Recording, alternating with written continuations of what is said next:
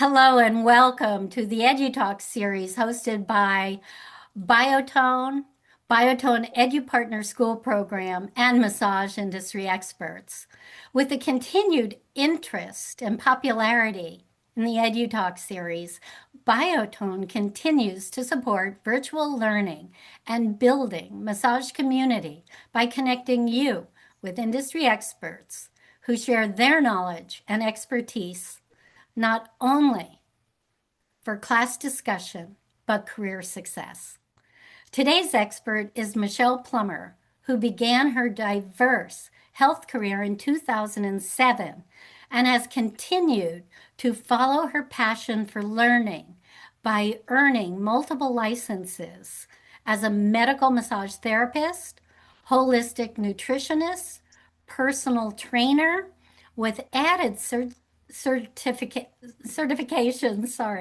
in manual lymph drainage, kinesiology taping, cupping, and master of martial arts.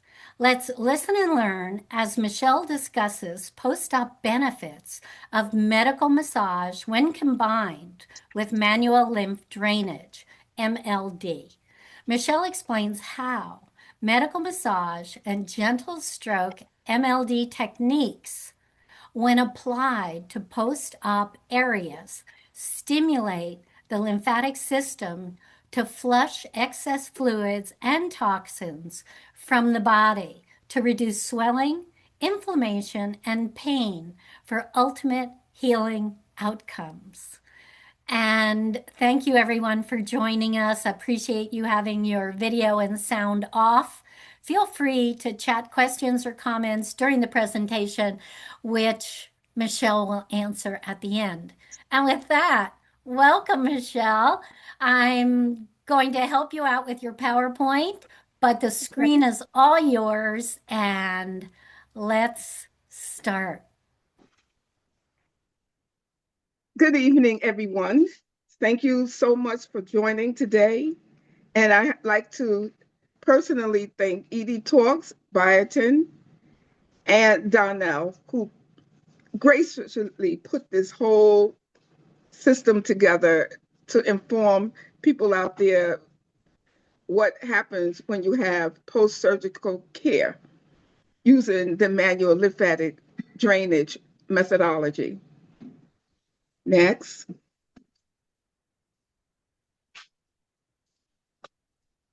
I did graduate from the Academy of Lymphatic Studies, both on the general studies of the lymphatic system under Dr. Vada's techniques. I am also a licensed success group candidate, certified medical massage practitioner. Next. The medical versus lymphatic. What is the difference? The medical side is the diagnosis condition performed by licensed medical providers, focuses on disease, surgery, and pathology. Lymphatic drainage is supportive manual therapy. It assists in recovery and comfort. It does not diagnose or treat diseases. Next. The lymphatic studies, the brief overview. It maintains the fluid balance underneath your therma. It removes the waste and inflammation from the body after your surgery. So the gentle movements right on top of the therma into the areas such as your clavicle area, under the armpit, they call it and the groin. So that's where it actually goes into, and it keeps the inflammation down. It supports your immune system functions and relies on the movement and manual stimulation. Next. Manual lymphatic drainage was created by Dr. Vada. But not only Dr. Vada, I learned that it was him and his wife. And he created the gentle rhythmic manual techniques. It works just under the skin, as I just said, and encourages the natural lymph flow It relies on movement and manual stimulation, and it's non invasive and extremely common.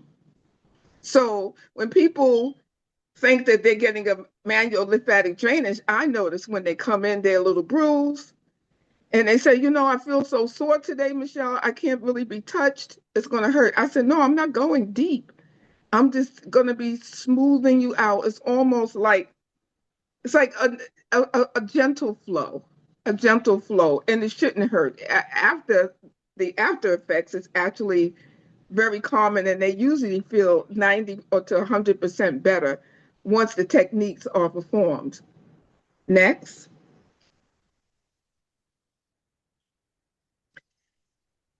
I do a lot of facial lymph drainage to release the puffiness and swelling from post-cosmetic procedures and sinus congestion. Not only do I do it on the Dr. Vada's methodology, the manual lymphatic drainage, I also do kobido, which is a Japanese facial massage that the techniques are, that has some lymphatic drainage technique within that. Kobido has been around for a very, very long time, and it's used to move the fluid, helps sinus pockets open, and it drains it into the clavicle area. So when I do the facial lymphatic drainage massage, I usually use both modalities. And sometimes I do some manual lymphatic stretching. So it has reduced the inflammation and it has improved the skin tone. And it's a relaxation of the facial tissues. And what a big difference. So they'll come in swollen, puffy, swelling, red. And when I touch them and work on them for 50 minutes, you can see a marked difference. Their facial structure begins to change and the swollenness actually comes down to almost its normacy. Now, it doesn't happen overnight, and it's not one application that will keep the face contoured the way it should be. You're still going to have issues with swelling until about, I say, maybe sometimes 3 months for the facial. For the body, sometimes it can be almost 6 months to a year. Next. So this is a brief video on how I did Kobido and manual lymphatic drainage on the face.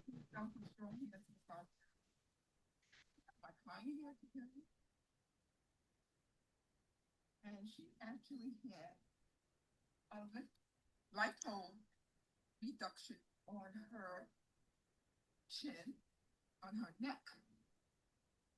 And so I'm going to move her fluid on her face because you see it's a little puffy into her clavicle area. So I'm going to first tap to open both sides of me tapping. I'm just safeguarding myself and my client, and I wear my mask because this is flu season. I'm going to tap a couple times, and I'm going to pour some fluid in a circular. And then we're going to get started. In addition to me doing a lymphatic drainage, I'm going to incorporate a medical massage called the Kobido. So this is going to get types of massages on the system. Yeah, everybody. Everybody.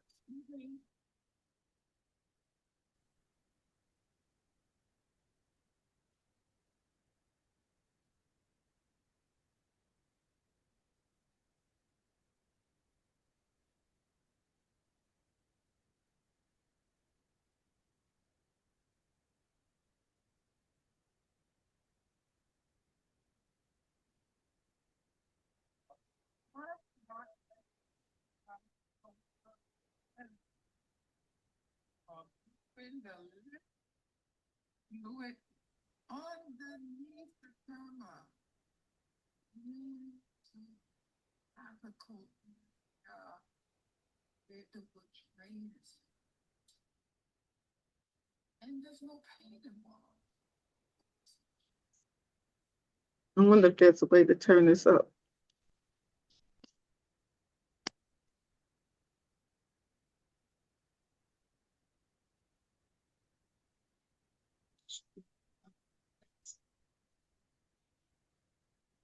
It's on the other side.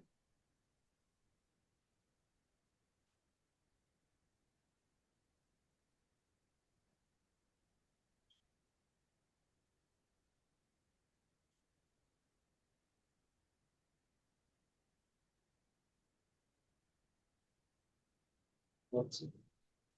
It's nothing. It's nothing. Yeah, but it's nothing. So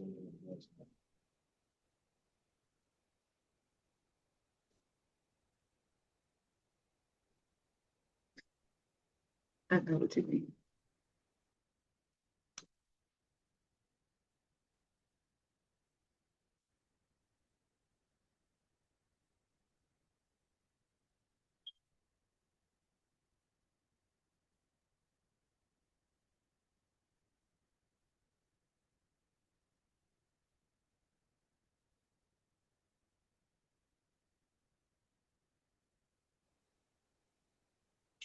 What if I don't find something this morning? When I put them back in. So,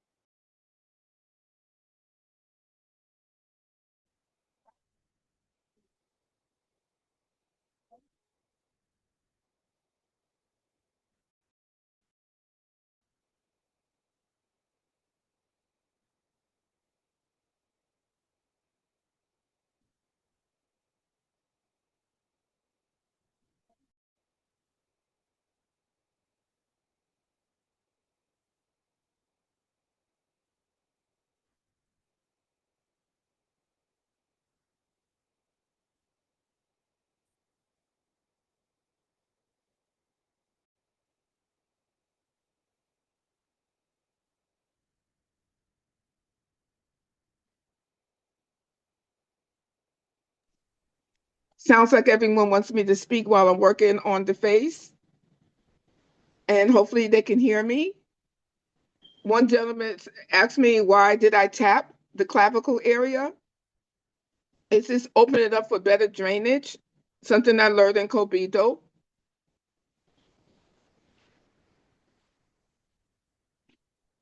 And the tap is very light, it's not hard. It's just a stimulation of your clavicle area.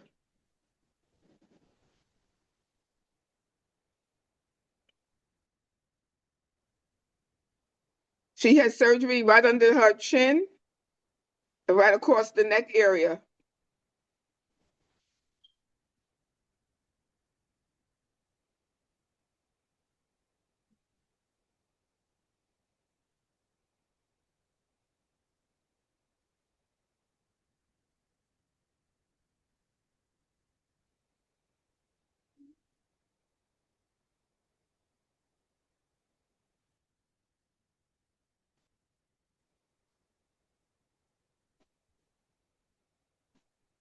And the strokes are very, very light and very, very soft. As you see, I'm working around her nasal and sinus areas.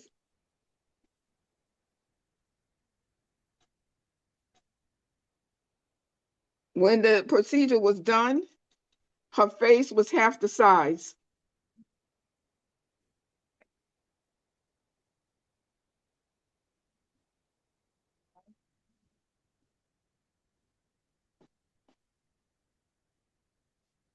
Okay, we can next.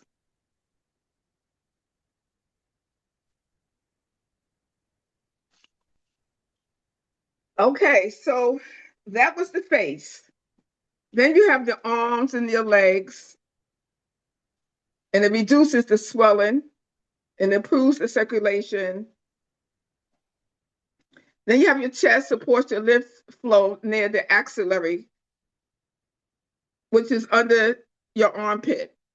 And then we have the buttocks, which represents most people that come in for their BBLs recovery. And it helps prevent fibrosis from developing. BBL is a very difficult. They usually are removing the fat from one area, such as the stomach, and they putting it into the butt. Now, does it form a nice fit? Sometimes they have to go back 2 or 3 times to get a BBL done. And the BBL is also the most dangerous lipo surgery you can have. It's number one. I get a lot of people with breast cancer where they have to remove the lymph nodes. And I have to then do the lymphatic drainage. Oh, she said, why, Nicholas Knight to everyone, why dangerous? If you look it up, it tells you the worst cosmetic surgery you can have that gives the most problems is your BBL. The client can't even sit down for at least, I would say, 2 to 3 weeks. The doctor tells them they can't sit, they can't turn sidelines. It's a very difficult procedure.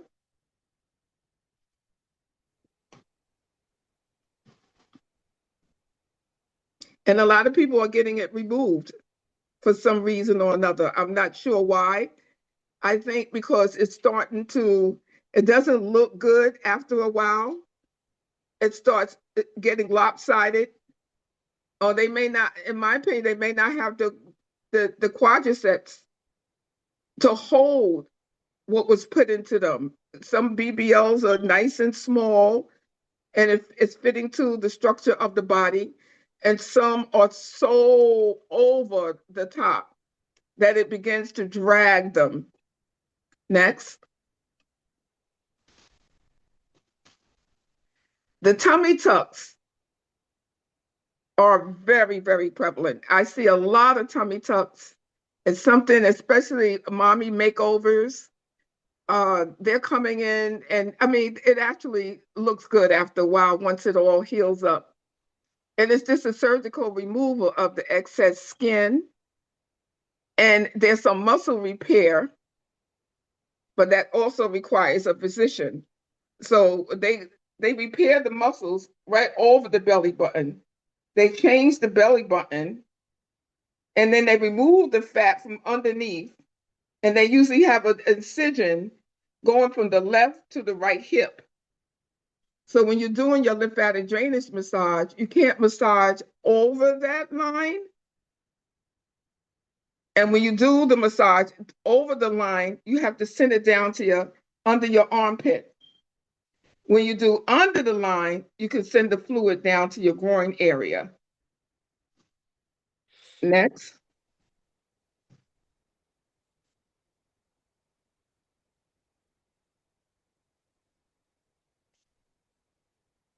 Next.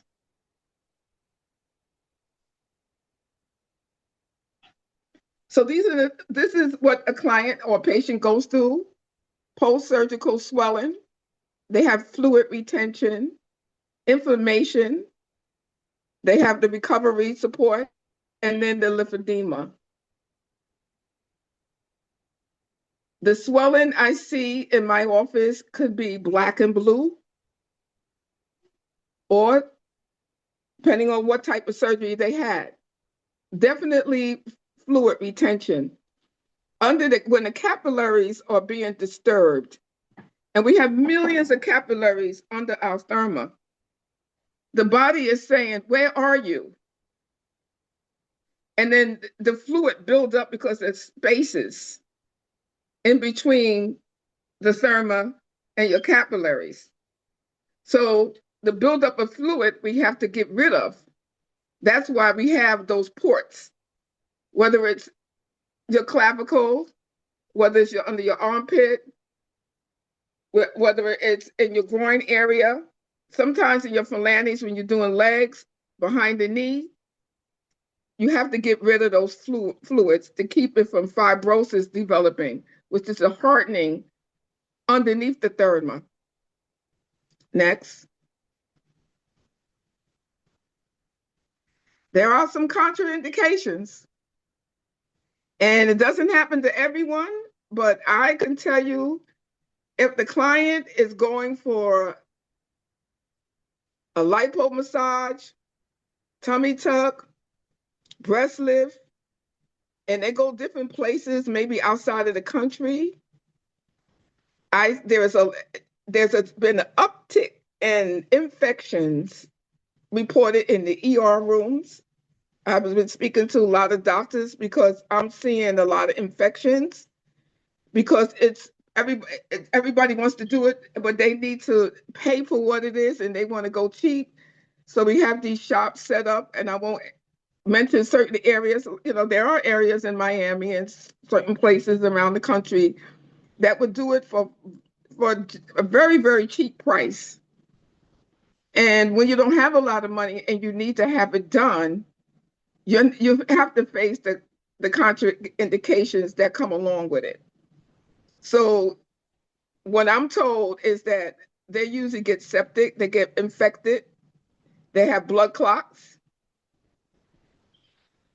And some people don't understand that you don't do it if you have uncontrolled heart conditions and active cancer. So it's a whole science behind it. You just don't say, oh, I just want to get my tummy tuck. Oh, I want to do this, and just go and do it to a doctor that may not be board certified. They have to be board certified plastic surgeon. And it's under the American Board of Plastic Surgery. You must see their license, or the American Board of Cosmetic Surgery. Next. There's some takeaways. It's lymphatic drainage definitely supports healing, not medical treatment, and is essential to post-surgical recovery. It's very, very important to have a plan. If you're going to get the surgery, you have to also plan for your post-surgery. So you're paying for one thing and eliminating the secondary portion of it, that's not a good idea. You have to put it all together and say, you know, I got this one plan. I'm going to get my manual lymphatic drainage done to reduce the swelling. And you work hand in hand with the doctors. I work hand in hand with the doctors. And does it go smoothly? Most of the time it does. And sometimes there are hiccups. Because if the client decides, oh, I'm going to go out to the gym, and you're not healed, there's no scabs being formed on your incisions, you're taking a risk. So sometimes they don't listen, they don't rest, they don't do compression, they don't do breathing exercises. Next. So thank you for this portion. And if anyone has any questions, I'm here.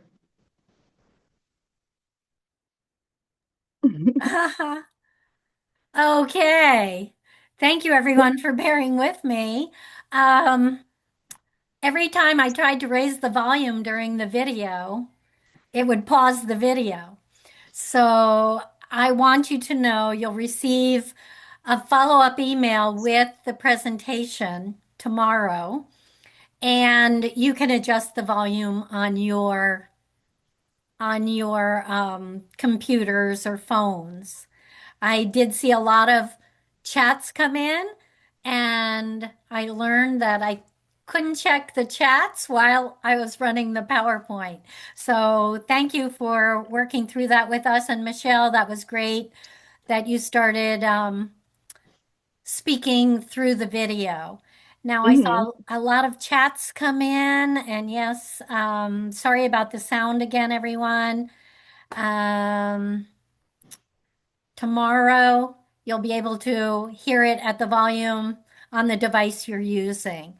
Um, Perhaps you could describe what she is doing. It sounded like she tapped the clavicle. Okay. And Uh, I answered that already. yes, just catching up with these chats. How long post-surgery is this? Also, what product are you using in the facial massage? Oh, I'm using almond. It's a almond oil. It's very light. Sometimes I don't use oil at all, especially when they're coming out of surgery. This young lady had already had hers done for probably 3 weeks. So she was completely healed. The wound was healed. And I was able to do not just manual lymphatic drainage, I was able to do lipo massage on her as well and Combito. Like they have to understand, I did state that I do Combito facial massage, so I added it all together. In Combito, we're taught to open up the pathways by tapping. We did tapping. I got my advanced studies in the lymphatic system over the weekend, and we also tapped behind the knees. We tapped in the groin area. It's just another way of opening up the system. But I'm not saying you tap, tap, tap like you bouncing the ball, very lightly and gentle. I think it speeds up the process, actually. So when someone comes in post-surgery, Correct. and do you sit down with them and you set up a schedule? Like how many times a week would you see them? And then does that begin within 24, 48 hours of surgery? Yes, you can start the lymphatic drainage 24 to 48 hours. Most doctors recommend 4 days after the surgery because you want to give it a chance to see just in case there's any complications. So it's usually 24 to 48 hours. And then when the incision starts to heal, if they're getting a tummy tuck, once it starts to scab, they will say then you can work on that area. And the time frame it fluctuates. Not necessarily we have something carved in stone there because some people heal faster than others. And then they usually use a taping that will help the healing process sooner rather than later. So the time is difference there. But all I can say is that I always do consultation with the client, but I work with the plastic surgeon. She basically lays it out. They come in with their garments on and their padding, and all of this is a process. So they may have their padding on for and drains. Oh, some people may not want to see the drains, but they come in with the drains after the surgery. And based on the centimeters of the drainage, that's how the doctor determines how the internal procedure is going for the client. So sometimes the drainage is like a little pouch, I would say like this, and it sits on two sides. So you drain the right and the left hand side. The first, I would say maybe 2 days, the drainage fluid is high. Then it starts to minimize itself. And when it gets down to about this, then they can remove it. But there's certain ways of massaging the client, you have to go around the drainage. This is why it's important. So when you're working on somebody who had a tummy tuck and you do a manual lymphatic drainage, you start in the neck area, you open all this up. It goes, then you start and you bring fluid up into your axillary and you go down into your groin. It's like a V. Then you come back up with the fluid. Remember, because it's coming from down here. So you have to work into the groin area. I have lots of pictures. I don't know how much time we have, You still have but time if you want to pull up some pictures. I have some pictures of how it looks. Uh,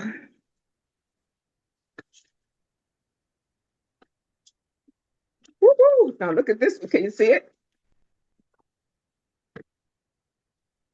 There are four boxes. Are we looking at the top or The the picture. bottom? The picture. Okay. Move it to your left a little bit. Okay. Now That's you see her stomach. Now that's a no-no. Because what does it look like? It's all swollen and full of water. See, that means the incision, the darkness around it, that means the incision, that means she's infected. so at that point, do you send her back to the doctor? At that point, she most likely, she had a tummy tuck, abdominoplasty. Yes, she would then go back to the doctor. So you have to know what you find in a client. It's not a cookie cutter thing. This is why you work with a client. So once the client leaves the doctor's office and a couple of days go by, they do whatever they want to do sometimes until they come in. So if they don't do the right thing, the rest, the compression, and they come in, sometimes it's like that, but not all the time. That's just a picture of saying, look, this is a no-no. So that's a way I could tell. Like, for example, I had a young lady come in from another country. She came in, instead of her incision going nicely around from the left to the right in a nice line like this, like almost a big U, it was like this. So you don't want to hurt the person's feelings, but as a therapist that that wasn't a good cut, right? So this is, now my whole technique has to change, and hopefully they can't go back. They can't leave United States and go back to another country and say something is wrong. They can't. A doctor here won't even see them because they got the surgery somewhere else. So I think it's very important if you decide to do plastic surgery, breast lift, tummy tuck, mother changeover, where they actually take the lymph fluid from, they stick in the tube and they take the fluid from the back. No, I mean, it sounds, but after all, it really looks good. It really does look good after a while. Because this thing, your chest sags. And women are tired of looking at their chest in the mirror and everything. It sags after you have a baby, right? So what they do is they take the fat from here and put it underneath here. And that's what they contour the body. That's what it's all about. Contouring and reshaping the body back to when before you had the baby. And then of course you have your cancer victims where they have to have their lymph nodes removed. That means that they get, if lymphedema builds up in their arms. So when you see that, you have to take, you can't even work that side. You can't work the injured side. You have to know you have to have the flow. The lymph fluid, it has to go to the opposite side. But you can bring that down. I do it all the time. Women come in with their arms like outside of their sleeve. And I'm like, oh, Michelle, please help me. Don't worry, I got you. And they go in, that arm is smaller than the arm that was in the sleeve. So I know it works. So I have people with cardiovascular disease and, they retain water in their legs around their ankle. It's almost like a miracle that the whole, thanks to Dr. Vada, And they actually called him a quack when him and his wife first developed how important your lymphatic system is. And now it's in the US, #1 place of doing lymphatic drainage. You got Colombia, Mexico, Poland, Turkey, and it's just skyrocketing. But they understand now the importance of lymphatic drainage. It's just so important. You don't even have to have surgery. If your face is puffed out because you have a sinus infection, can imagine how you can drain that. It's just, to me, it's like a science that is not spoken about very, very often, but it's a technique that actually seriously works. You have a lymph system, and when I show people like what goes on underneath your thermal, I have a chart here. Look at this system. It's horrible. I mean, it's amazing. You see how I was working here? Deep cervical nodes. That's when the guy was asking me why I was tapping. I was tapping into the deep cervical nodes. There it goes, right there, underneath right above the clavicle. And this is how the facial. It's amazing. This is the groin area where the fluid it goes into. And what do you do with the fluid? What happens to it? You pee it out. So when they come off the table, I'm like, okay, would you like some water? Well, after I come from the bathroom, because it goes right out into the toilet. Yeah. Well, I have a question about the chart you just held up. Okay. Is the manufacturer's name on the chart? The manufacturers of the chart. Yes. Somebody wants to get. Like in So, case anyone wants to get the chart. well, the chart comes from the Academy of Lymphatic Studies. Okay. I actually won this chart yesterday. I mean, over the weekend, because I was in the advanced class. I actually won it, and this is what I got. Okay. So yeah, if you go on their website, and also this is a place where you can get all of your bandages, and you can get your sorry. Now hold on, let me just take this and put it over here. I want to show you what you can get also. You can get all your garments on there. All of your garments, and you need a lot of garments. You can't do this without wearing the compression garments. The client wears the compression. They come in, they wear their compression garments, and they usually have foam underneath. It's a lot of detail work. They have foam in the front, on the sides, in the back, and they actually can't stand it. They can't wait, but you have to wait So because all you perform the massage correct. over the compression garments. No, Oh, they have to remove the compression.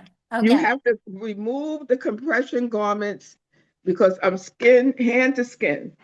Okay. When the massage is over, after the contour takes place, the compression garments go back on before they leave. Because Very good. remember, their body is reconstructing. And so it's like taking your face and going like this. So it's swollen, and then it's going like this. This is what's happening. Your skin is tightening, and it's a transformation. And the way the methodology is done, it's amazing. And there's a lot of tissue healing that takes place. You know, Absolutely. yeah, it's It's a the incision, process. it's the bleeding, it's a process. It's a process. But if they don't get their rest through compression, the breathing exercises, then sometimes they have to go back, or it takes them longer to heal. It usually takes a person 2 times a week. They will come. I do a 50-minute. Remember now, each one is done in quadrants. We have 4 quadrants in the system. And the reason why they do this, because this is a quadrant, this is a quadrant, this is a quadrant, and this is a quadrant. That's how the body is situated in quadrants. Anemosis, the AAA, comes across your clavicle. In the clavicle area, you have what they call watersheds. The watersheds, I know I'm getting a little bit on the side. I try to stay away from that because if people don't understand the whole mechanics behind it, they're not going to understand the science behind it because it's a lot of science. I mean, my manual was this thick. And I literally thought that I wasn't going to get by this when I first started this years ago. But I found it to be my number one way of healing the clients. And the medical side of me, when they come in, they have kidney disease, they have heart disease, and this is on the medical side. And they had surgery, they had cancer, and just to know that, okay, you have your plastic side, your, and then you have your medical side, and how very, very important lymphatic drainage is to your system. It is remarkable. So when Well, you talk, go ahead. no, no, I finish what you're saying. When you talk about massage, you got your deep tissue, you have your cupping, you have your taping, you have, I do hot stone treatment. Given an end, I help them with their nutrition. If when they come to see me, it's a full circle. And the only thing I actually charge for is the massage itself. Everything else. As a trainer, I can look at the body and say, you know what, this exercise is for you. I mean, we're getting off the subject, but I'm just saying my love for what I do supersedes for when I was an engineer. This is my passion. And if Very, anybody wants to get involved with doing something that will benefit someone else, this is it. very good. Some chats did come in. Nick was asking, when using lubricant, are you still trying to open the collectors with a light drag on the skin or fascia to pull on the anchor filaments to open the collector flaps? Oh, yes, he's getting very. So, like I said, I don't have to use because it's the gliding on the surface. And when I'm working in the collectors, I don't use you. When you do lymphatic drainage, you don't need to use any oils. He knows that. Am I correct? Put down. Am I correct? Well, we'll see if he chats back. Um, Yeah. And then thank you. I'm curious to know which modalities or approaches you have found most effective, if any, in supporting the healing process for clients recovering from broken bones. Broken bones. Oh God, we didn't even have that on our agenda today. But it would be the same. First, you have to heal from within. And of course, when your bone is broken, what's going to happen to your outer part? Or under the therma, the bone is comes underneath deep.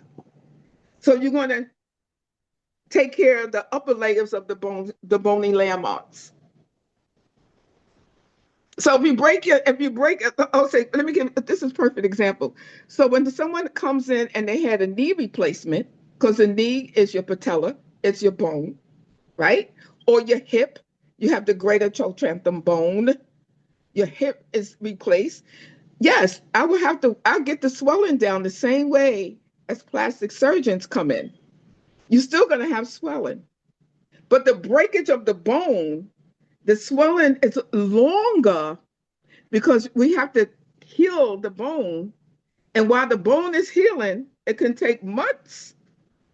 Your body is still going to atrophy itself. You're still going to go through high levels of inflammation, broken leg. broken wrist, carpal tunnel syndrome. Did I ask him? Did I answer his question? Joshua wanted to know, do you use deep breathing with all this? Is Oh, this well, what you're doing? deep breathing is the first thing you do. And you start here. You start right here under your solar plex. You just press down compression, do a deep breath. Ask the client to inhale, exhale, inhale, exhale. Deep breathing is definitely on the list to start the process.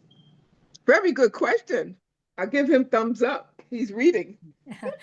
Okay, and Joshua again, do you help them redress the compression garments?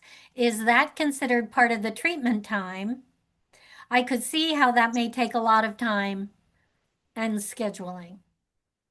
Okay, so when you're in there for an hour, in the very beginning, when they come in, this is what I notice. They usually have someone with them.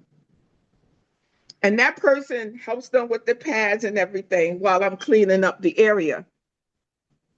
Usually, because it's already been a couple of days, remember the 4 day period, 24 to 48 hours, they already know what to do with their compressions. And sometimes I would tell them once it's off, I said, you just take off your compression before you come, and then you put it on. I also have I have more than one room. So the client doesn't have to rush. I never want the client to feel like you're in and you're out because I have areas to put them in. They get water, they get nice dark chocolate. They get treated so well. It's like we're all part of the journey. And Very yes, I good. do sometimes. If they need help, I will help them. You know who needs the most help? The ones with the BBLs. The breast garments are so well made now. So you just put your arm in and then it clicks. And then they put padding here underneath the armpit and on both sides. Then they put on the garment because what I'm noticing, they usually get the breasts, liposuction, and the incisions done, the tummy tucks all at one time.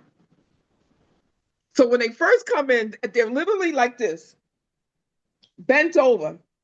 You would think they have osteopenia, or you would think they have some issue with the curvature of their spine. This is what a client would say. Oh, what's wrong with them? I know they can't stretch their skin back. They have to stay that way. And next thing you know, they start to move up. The healing process takes place, and they're back to their supine position. All right. Well, Nick, who asked about the lubricant and collector flaps, answered you. Yes, that is why I asked my question, as I was not able to square up opening the collector flaps with lubrication on the skin. Okay. You see, that's why I say you don't have to use it. Is he sending it down to the lymph nodes? Say that again. Is he sending the fluid down to the lymph nodes? Nick would need to answer that, but How uh, often does he ask him how often does he do lymphatic drainage? And if he does, very good. I'm proud of him. he can hear you, but Okay. he'll respond. Let's see. Renee was at, or was it Renee? Interesting answer. Didn't even. Oh, Joshua is saying didn't even think of an aid being there. Thank you. Renee was asking what was the name of the Japanese technique? It's called Kobido. Kobido. KOBIDO. IDO. Yes, Kobito. It's a Okay. Japanese facial massage. You have to get licensed for it. And I got my licenses in Brazil to do that. Or you can go to Japan. Okay. And Nick replied back, back to the closest appropriate mother nodes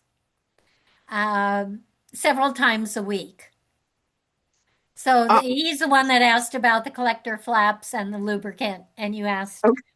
Okay. Um, and then, oh, it was Jean that was asking about the second technique. Sorry. Let's see. Oh, I somebody said do, Nick is saying I do LDT several times a week. Lymphatic drainage drainage techniques. techniques. Right. So lymphatic drainage technique is this. Oh, it's pretty much the same thing as lymphatic drainage. And the techniques, it's he's using the mobility of the body. So he's using he's adding stretching. Ask him, are you adding stretching to the technique? Oh, we'll give him a second to answer. Again, while we have a moment here, I would like to remind folks, and for those that have not attended an EduTalk before, the day after the EduTalk, we email, and follow up with the recording, the presenter handout, and the presenter contact information so that if you have additional questions, you can get back in touch with Michelle and continue that dialogue. And I'd like And to I have to also mention go ahead. um, that the EduTalk archive library is housed on biotone.com. In the navigation bar is the EduTalk tab.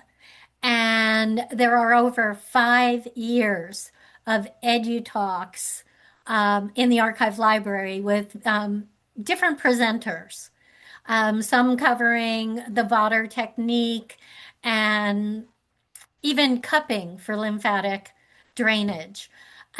So if you have time or when you have time, visit biotone.com under the EduTalk tab and visit the archive library. You can also view the EduTalk Diabetes series there and their Mhm. EduTalk library as well. Let's see. Nick is saying, not really incorporating stretching. Interesting thought. Would want to make sure that what was being stretched did not constrict tissue between the excess fluid being moved and the nearest appropriate mother load. Well, the mother load when you're Node, doing your sorry, mother oh node. when you're doing your stretching, let's say my hand is like this. So you want to place your hands down and then stretch it very nicely. But the touch still has to be very, very smooth.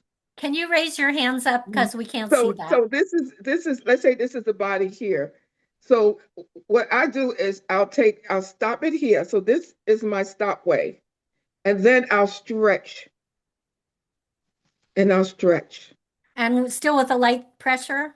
Very light pressure because now you're keeping fluid from coming from the other side when he's working one specific side. The stretching and everything doesn't really happen until there's some healing. You got to have some healing first. And the doctors will usually say when it's time to go to the next phase.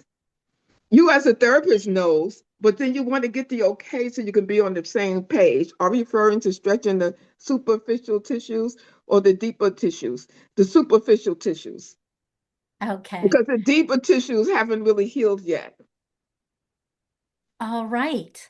To clarify, you are using a blocking hand near the wound while working nearby to remove the fluid. Hmm. So you have the wound here. And you remember I explained that when you have the wound, the upper part of the wound that's flushed up towards the chest is going to the ancillary area. Underneath the wound is going down to your groin area. So you have to open up those pathways.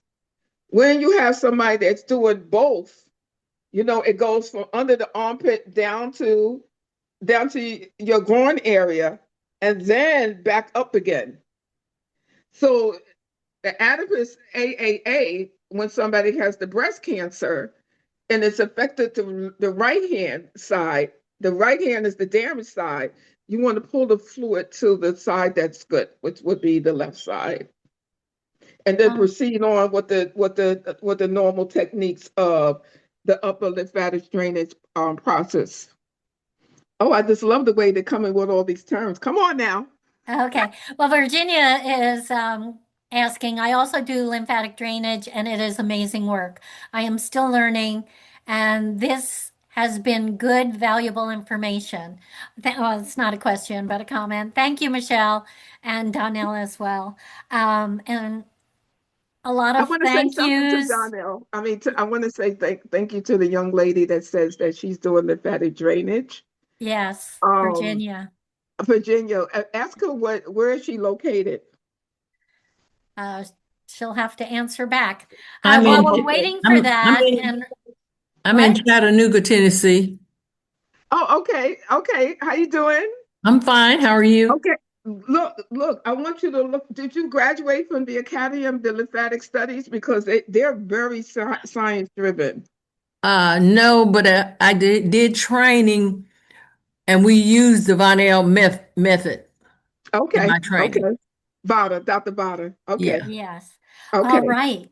Well, I'm going to wrap up the chats and thank you, everyone. But before you go, please join us again. And we have both in February and March, we'll have some more topics on lymphatic drainage and lymphatic massage.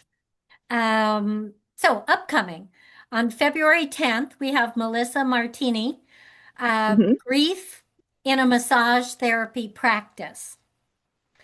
On February 17th, in the EduTalk Diabetes series, we have Dr. Jessica Callio with unknown relationship, diabetic peripheral neuropathy, and heart rate variability, the autonomic nervous system health. And then February 24th, we have Carrie D'Ambrosia, who has done several edu talks you can find in the archive library on lymph. And he will be presenting on the 24th of February, lymphatic balancing for the cervical spine. And that's just to give you a preview of what's coming up with both the massage and the diabetes edu talks in February.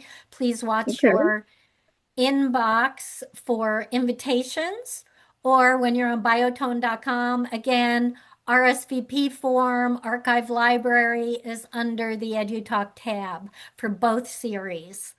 And I think that wraps it up. And Michelle, you presented wonderful information. Thank you so much. Thank you. Thank you, everybody. In fact, if you're in the EduTalk Diabetes Archive Library, Michelle presented a topic for that series as well. So spend some time there. Take a look. Thank you, everyone, for joining us. Thank you, Michelle, for sharing. Many thank yous from our audience. And thank you, audience, for all you do and be safe. And especially this week, stay warm. Join us again and take care. Bye Bye bye. bye. Thank you.